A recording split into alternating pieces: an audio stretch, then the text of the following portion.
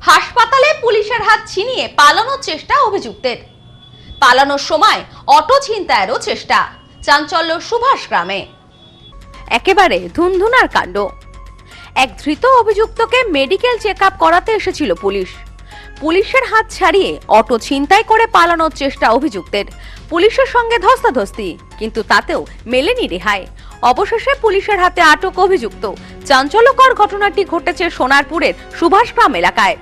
সোনারপুরের সুভাষগ্রাম এলাকায় বৃহস্পতিবার ঘটে এক চাঞ্চল্যকর ঘটনা। এক আসামিকে মেডিকেল চেকআপ করানোর জন্য সোনারপুর গ্রামীণ হাসপাতালে নিয়ে এসেছিল পুলিশ।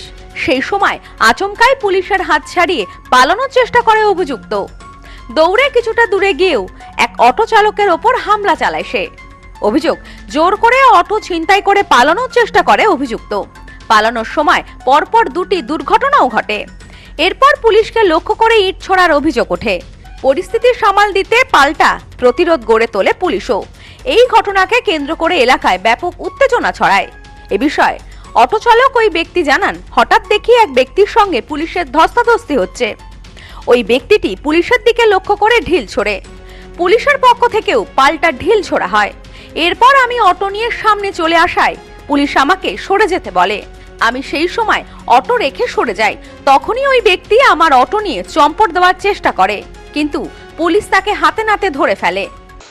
ইসকনের ওখানে দেখলাম যে পুলিশ একটা ছেলেকে ঢিল ছুটছে, আর ওই ছেলেটাও পুলিশকে ঢিল ছুটছে। এবার আমি সামনাসামনি গাড়ি নিয়ে দাঁড়িয়ে গেছি।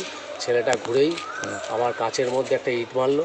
হাতে একটা বাস ছিল, ওই বাস দিয়ে পেটালো গাড়িটাকে, পিটিয়ে এবার আমাকে পেটাচ্ছে। এবার আমি যথারীতি গাড়ি থেকে নেমে চারদিকে, ও আমার তাড়া করছে, মানে চারদিকে ঘোরাঘুরি করছি। এইবার করতে করতে মাথায় একটা বাড়ি মারলো, হাতেও লেগেছে। আর আমি, পুলিশ বলছে সরে যান, আমি ওই জন্য সরে গিয়ে এগিয়ে গিয়ে চলে গেছি। আমার গাড়িতে চাবিটা ছিল, ওই চাবিটা স্টার্ট দিয়ে গাড়িটা নিয়ে একদম ডান দিকে ঢুকে গেল, ওই কোদালিয়ার দিকে, ওইদিকে চম্পট দিল। তারপরে গাড়িটা মনে হয় ধরা পড়েছে কোদালিয়ার ওখানে, আর ও গ্যাস গোডাউনের ওখানে ধরা পড়েছে। আমি হাসপাতালে এসেছি, আমার ওখান থেকে গাড়িটা নিয়ে চলে এসেছি। পুলিশ সূত্রে জানা গেছে, অভিযুক্ত মগরাহাট এলাকার বাসিন্দা এবং তিনি মানসিক ভারসাম্যহীন বলে মনে করছেন পুলিশ। পুলিশ সূত্রে আরো জানা যায়, বেশ কিছুদিন আগে বেনিয়াবৌ এলাকায় গভীর রাতে সন্দেহজনকভাবে ওই ব্যক্তিকে ঘোরাঘুরি করতে দেখে স্থানীয় বাসিন্দারা মারধর করে এবং তাকে আটকে রেখে পুলিশের হাতে তুলে দেয়। এরপর পুলিশ তাকে উদ্ধার করে হাসপাতালে নিয়ে যায়।